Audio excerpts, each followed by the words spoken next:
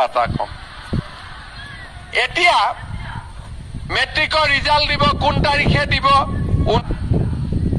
আপোনালোকে চাওক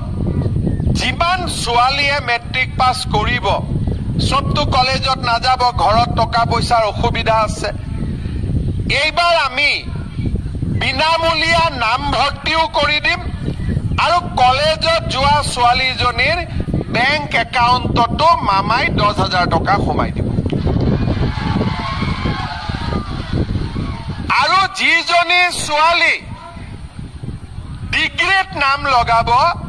তাইক 12,500 টকা সোমাই দিব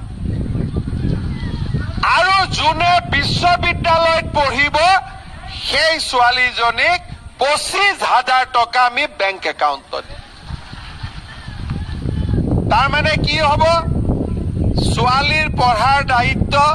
মামাই ল'ব ল'ৰাৰ পঢ়াৰ দায়িত্ব দেউতাক মাকে ল'ব হ'ব নে ল'ৰাটোৰ ময়ে ল'ব লাগিব মই আকৌ ল'ৰাকেইটাৰ পুলিচ চাকৰি দায়িত্বটোহে লৈ আছিলো যে জুলাইত দৌৰক বুলি সিহঁতে হয়নে নহয় কি বাটা কি কৈ আছ তহঁতক দিব লাগিব তহঁতক বুলেটে দিব লাগিব ছোৱালীক স্কুটি দি তোক বুলেট দিব লাগিব ৰহ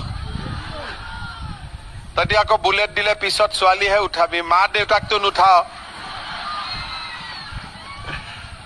যি লৰাই কবি যে আমাৰ বুলেটৰ পিছত আমাৰ মা উঠিব ই বুলেট পাব কিন্তু কোনে উঠাব কথা এটা কম এতিয়া মেট্ৰিকৰ ৰিজাল্ট দিব কোন তাৰিখে দিব 19, 20, 21 তাৰিখ মানে মেট্ৰিকৰ ৰিজাল্ট দিব ঠিক আছে অংকৰ প্ৰশ্নখন টান আহা বুলি কৈছিল তথাপিতো পাছ কৰিব কোনো চিন্তা কৰিবলগীয়া নাই